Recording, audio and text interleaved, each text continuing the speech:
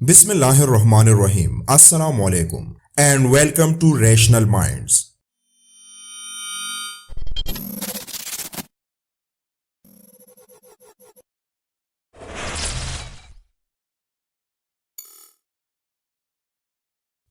آج سے ہزاروں سال پہلے کی بات ہے جب دنیا میں جنات کی حکومت تھی.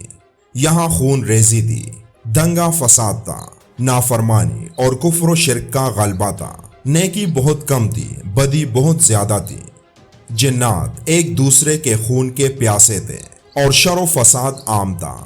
تب خالق کائنات نے جنات سے دنیا کی حکومت لے کر ایک دوسری مخلوق کو دینا چاہی تاکہ جنات کا غرور خاک میں ملے. لہٰذا حضرت جبرائیل علیہ السلام کے ساتھ فرشتوں کی جماعت کو زمین پر بھیجا تاکہ وہ ان شیطانی جنات سے جنگ کر کے انہیں قید کر دیں.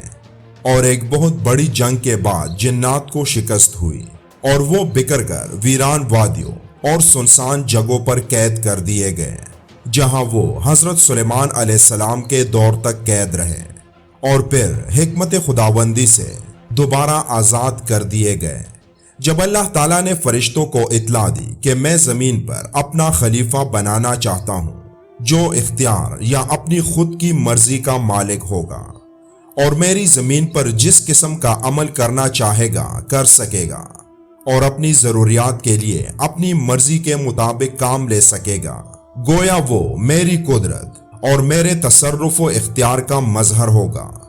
فرشتوں نے جب یہ سنا تو حیرت میں رہ گئے اور اللہ کے حضور سوال عرض کیا: اے خدائے بے نیاز، کیا آپ پھر سے ایسی مخلوق کو پیدا کرنا چاہتے ہیں جو زمین کو فساد اور خون ریزی سے بھر دے گا؟ یعنی فرشتوں نے اس نئی مخلوق کو جنات کی طرح ہی سمجھا اور وہ یہ سمجھے کہ نئی مخلوق بھی جنات کی طرح بے حد سرکش اور نافرمان ہوگی. لہٰذا بولے کہ ہم فرشتوں کی جماعت کیا آپ کی تسبیح و پاکی کے لیے کافی نہیں ہیں؟ تو اللہ تعالیٰ نے جواب دیا: آدم علیہ السلام کے پیدا کرنے میں جو حکمتیں ہیں تم ان سے واقف نہیں، بلکہ یہ صرف ہم ہی خوب جانتے ہیں. سورہ البقرہ میں اللہ نے اس بارے میں آیت نازل کی ہے. یہاں یہ بات قابل ذکر ہے کہ انسانوں میں بھی نافرمانی اور ظلم کا مادہ ہے، لیکن یاد رہے کہ وہ جنات کے مقابلے میں کم ہے. انسان ایک ایسی مخلوق ہے جو فرشتوں اور جنات کے بیچ کی معتدل یا درمیانے مزاج کی مخلوق ہے. اللہ تعالیٰ نے آدم علیہ السلام کو مٹی سے پیدا کیا اور ان کا خمیر تیار ہونے سے قبل فرشتوں کو اطلاع دی کہ اے ملائکہ، میں زمین میں ایک خلیفہ بنانے والا ہوں. آدم علیہ السلام کا خمیر مٹی سے گوندا گیا اور ایسی مٹی سے گوندا گیا جو نت نئی تبدیلی قبول کرنے والی تھی. جب یہ مٹی پختہ ٹیکری کی طرح آواز دینے اور کنکنانے لگی تو اللہ تعالیٰ نے اس مٹی کے جسم میں روح پونگی. ابھی روح ناک کے نتنوں سے داخل ہو کر دماغ تک پہنچی ہی تھی کہ آدم علیہ السلام کو چینک آئی. اس وقت آدم علیہ السلام کو اللہ پاک کی طرف سے الہام ہوا کہ اس چینک کے جواب میں الحمدللہ کہو. آدم علیہ السلام نے چینک لیتے ہی الحمدللہ کہا، جس کے جواب میں عرش معلیٰ سے یرحمک اللہ یعنی اللہ تجھ پر رحم کرے گا کا جواب آیا. پھر رفتہ رفتہ روح آدم علیہ السلام حضرت آدم علیہ السلام کے تمام جسد خاکی میں سرائیت کر گئی. یوں وہ مٹی کا پتلا یک بیک، گوشت پوست، ہڈی پٹے کا زندہ انسان بن گیا اور ارادہ، شعور، حس، عقل اور وجدانی جذبات و کیفیات کا حامل نظر آنے لگا. اور آدم علیہ السلام کو اللہ تعالیٰ نے سارے نام سکھا دیے. پھر اللہ تعالیٰ نے فرمایا، یعنی اے ملائکہ، ان چیزوں کے نام بتاؤ. فرشتوں کو بھی خبر تک نہ تھی کہ ان چیزوں کے کیا کیا نام ہیں. کائنات کی تمام اشیاء فرشتوں کے سامنے پیش ہیں اور ان کے نام ان معصوموں سے دریافت ہو رہے ہیں. یہ کیوں؟ یہ صرف حضرت آدم علیہ السلام کا اعزاز بڑھانے کے لیے تھا، کیونکہ اس عظیم سوال پر سارے فرشتے کوئی جواب نہ دے سکے تو عاجزی سے کہنے لگے، اے پاک پروردگار، تیری ذات خوب واقف ہے کہ ہم ان چیزوں کے نام نہیں جانتے، تو بس وہی علم ہے جو تو نے ہمیں عطا کر رکھا ہے، یعنی ذکر خدا اور تسبیح الہی، اور فی الحقیقت تو ہی سب چیزوں کا جاننے والا ہے. اور بڑا حکمت والا ہے۔ آدم علیہ السلام کے اس شرف علم کے متعلق مفسرین کی متعدد آراء ہیں۔ ایک یہ کہ کائنات کی وہ تمام اشیاء جو ماضی سے مستقبل تک وجود میں آنے والی تھی، ان سب کے نام اور ان کی حقیقت کا علم حضرت آدم علیہ السلام کو دیا گیا تھا۔ ان کا دماغ اور جسم اس وقت ٹائم اور سپیس جیسی قید سے آزاد تھا۔ دوسری رائے یہ ہے کہ اس وقت جس قدر اشیاء و عالم کائنات میں موجود تھی، ان سب کا علم عطا کیا گیا تھا۔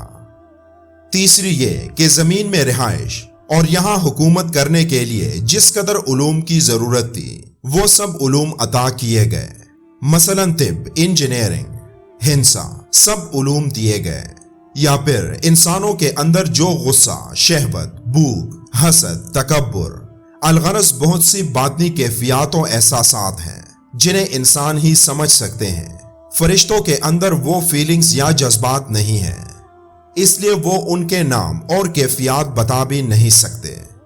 بہرحال حضرت آدم علیہ السلام کو صفت علم سے اس طرح نوازا گیا کہ فرشتوں کے لیے بھی ان کی برتری کے اقرار کے لیے کوئی دوسرا راستہ نہ رہا، اور یہ ماننا پڑا کہ اگر ہم زمین پر اللہ تعالیٰ کے خلیفہ بنائے جاتے تو کائنات کے تمام رازوں سے ناواقف رہتے۔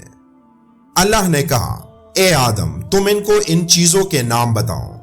چنانچہ جب اس نے ان کے نام ان کو بتا دیے تو اللہ نے فرشتوں سے کہا، کیا میں نے تم سے نہیں کہا تھا کہ میں آسمانوں اور زمین کے بیت جانتا ہوں، اور جو کچھ تم ظاہر کرتے ہو اور جو کچھ چھپاتے ہو، مجھے اس سب کا علم ہے۔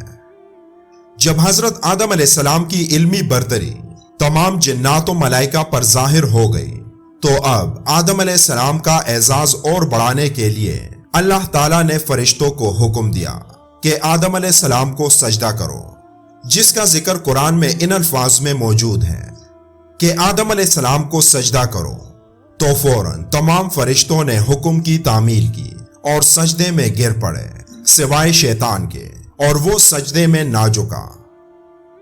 اس سے متعلق قرآن میں متعدد بار آیات آئی ہیں۔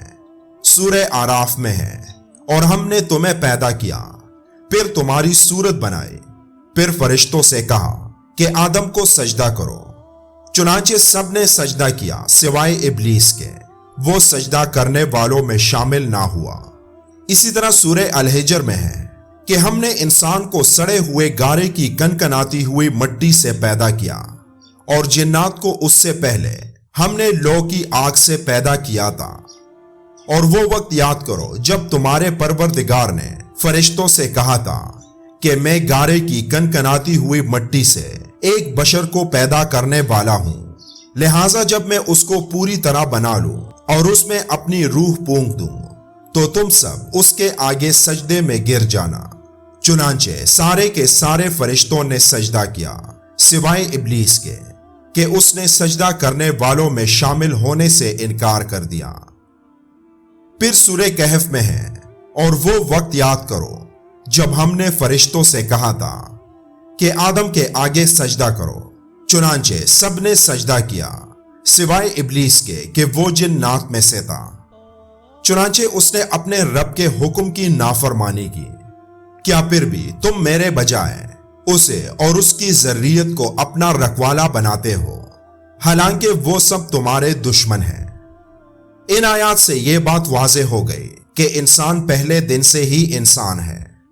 یہ نظریہ کہ انسان پہلے بندر یا کچھ اور تھا، ارتقائی مراحل طے کرتے ہوئے انسان بن گیا، یہ بے بنیاد نظریہ ہے، اور ڈارون کے اس نظریے کو ملحدین نے ہاتھوں ہاتھ لیا۔